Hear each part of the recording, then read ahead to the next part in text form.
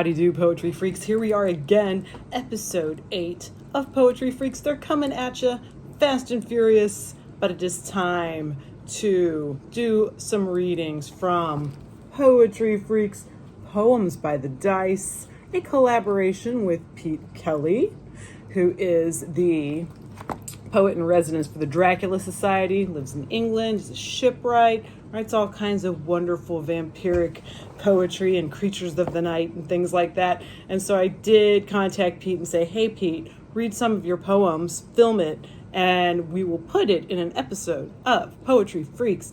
A little reading to let you know about our book, Poetry Freaks, Poems by the Dice, the name of this episode, and it is all based on the exquisite board game, role-playing writing game titled Poetry Freaks, and that lettering is by Flax Sabbath, the inimitable artist, a favorite of mine. So I have printed out the game like I showed it during National Poetry Month during the live streams, but I will show it here in case you were not around for the live streams.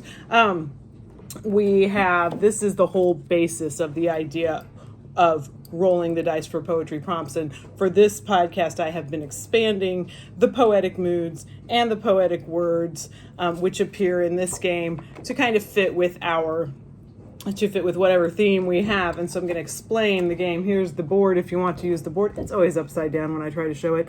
And these are the poet portraits that I did. This game was dreamt up by Seann McAnally, my husband, because, he can write a beautiful poem, but he's more of a musician and a gamer and a writer, and he writes a lot of games. Go to Drive-Thru RPG, look up Nerd Glows On, and feast upon the games he has given to the world. This one I found very supportive of my love of poetry. In this game, if you play it roleplay style, you would come up with a poet character and you would remain in character through the entire game, and you've got to have 3 players at least. And the reason for that is you'll roll the dice for poetic mood. Here's what you need. You need your D30. You need your D30 for poetic mood, your D100 for poetic word, because these are all listed right here on the back of the board.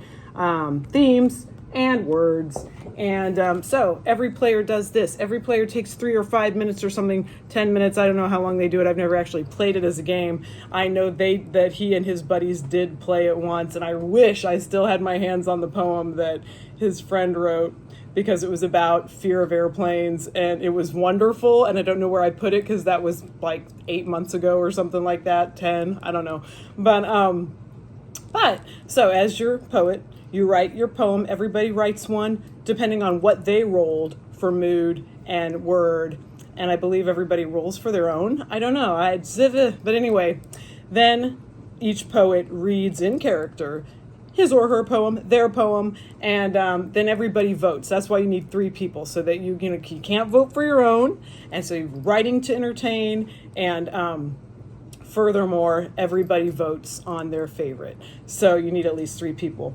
And or more, many, many more. So that's where the whole idea for rolling the dice for a poetry prompt back during National Poetry Month and also for this podcast came about. And so we will roll from this board today after we first pull from the Dream Whip box for our String of Pearls poem. I never want to forget to do that.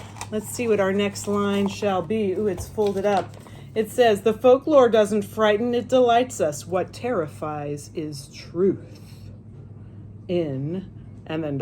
So I'm going to stop at truth since I had some idea. This is on a slip of paper from, I worked at a library north side of town back 2020 to 2021, and that's when I wrote this down while shelving. And, I had an idea. I used to do that a lot. So that's the next line in the String of Pearls. Next, after that, of course, is to read the poem from the last prompt from our Dino Campana Cursed Poet episode. And the prompt was Smoky Summer Evening by way of rotting smell, taking inspiration and words straight from Dino Campana's 3 poems translated into English, the 3 I could find. And no, I have not bought the book yet that is all translated into English, but I will soon. when the month flips into July, because I'm trying to budget here, you know? And it doesn't help that I found a book that I could not resist buying today. You'll hear more about that in a future episode. All right. Smoky summer evening by way of rotting smell. Summer evening, the odd June bug at last, and robins toss leaves at the dead end. The cigarette shall mar my evensong if I go on like this, smoking alongside the mushroom coffee embarrassingly swollen with health boons. But smoking unto damnation of my far distant beautiful death, let it be so. I crush the halfling to savor later, to commune with the waning moon. Thank you for listening to The Poet from the Last Prompt. Now, onward to some reading from Poetry Freaks, Poems by the Dice. After I read a few of mine, I will turn it over to Pete and he will read his. And then I will greet you goodbye. So, Poetry Freaks, which is the first one that I paper clipped. These little cat-shaped paper clips that my sister gave me, and they are marvelous. Scream of outrage, by way of enigmatic. Never fit to swallow you, scream of outrage, never could. We tore, you and I, ravaged new paths of splintered wood, shredding peace and hysterical plumes, helter-skelter, wild. You, flamethrower, blitzing purer souls in the hands of a fitful child. Docile now, though, sleepy pet, sleep on, as I swallow otherworldly peace the river long. Thank you. I want to add that when Sean made this game, he recruited me to do the themes, and I was unwell with a fever, and they came out, I like to say, every time I like to say, more poetic, extra poetic for the fever, right? That is the lore. But it definitely felt that way. It really felt like something to embrace. And he had no idea I wasn't well, and so it was fun.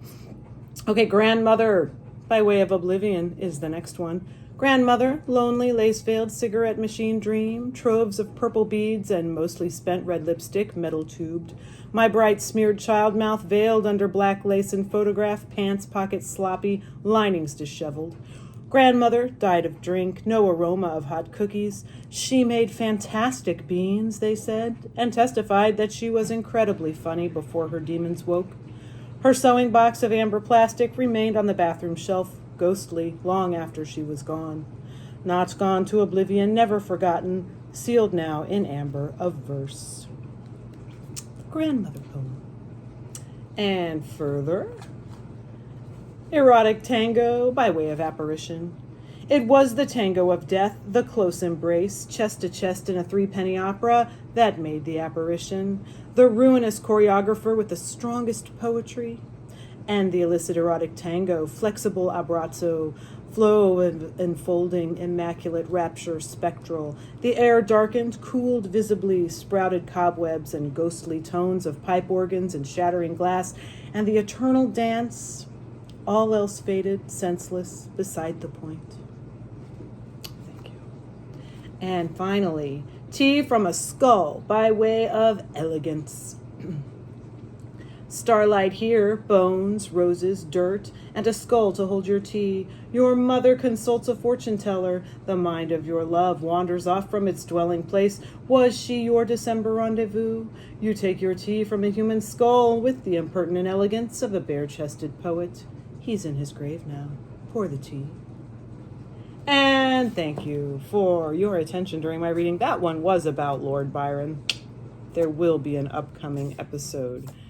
So I thank you for listening. I am turning it over to Pete Kelly for some of his poems from Poetry Freaks, Poems by the Dice. Hi, Amy. Really enjoyed that Poetry Month in April. So here are a couple of mine from the book. World's End Tango. Let's dance naked at the edge of the world, sharing the end in an erotic tango, burning with passion till the last of ourselves, spent of our life force, merely ghostly apparitions.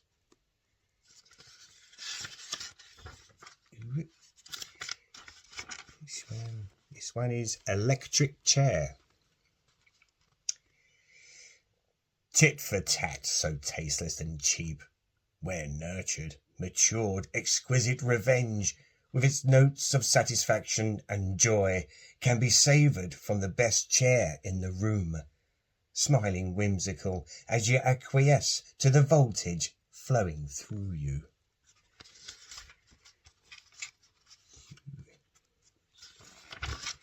And this one is Vampire Wanderlust, or Wanderlust.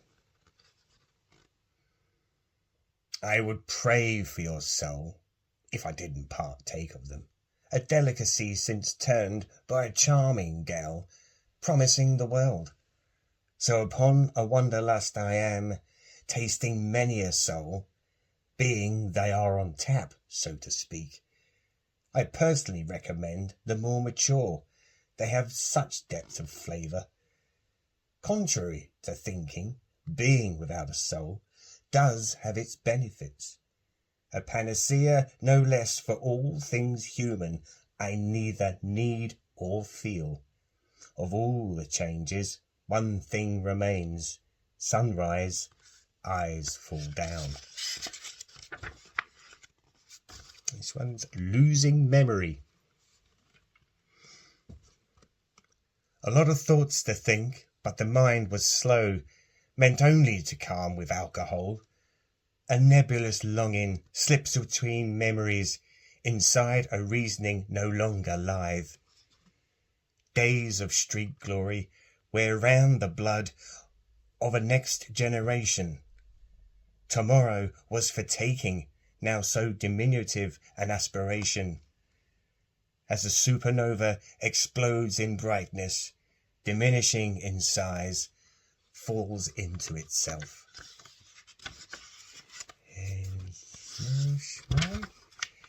And this one is Passing Over.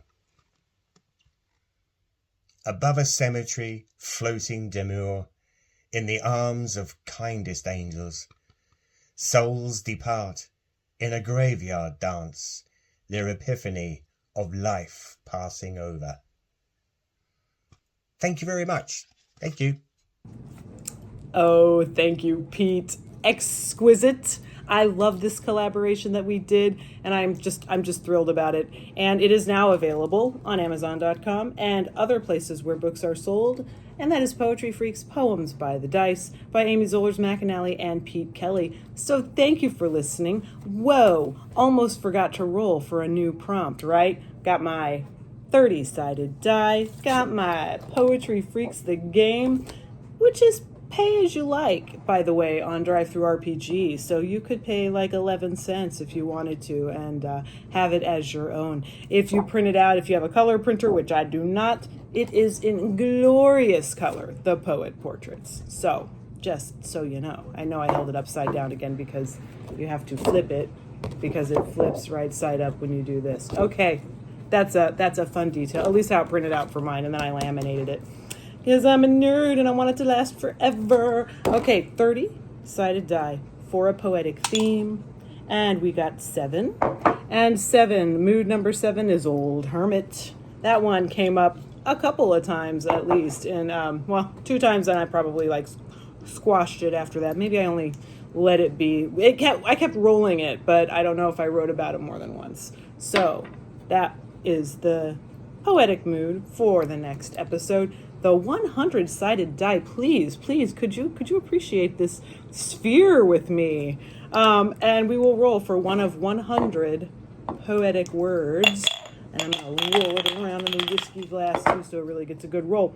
39. Word number 39 is languor. Old hermit of languor. So now that is our prompt for the next episode. Pete and I thank you for your time and for joining us. And we'll see you next time, Poetry Freaks. Bye-bye. Grab your poetry hat, let's go. Grab your poetry hat, let's go.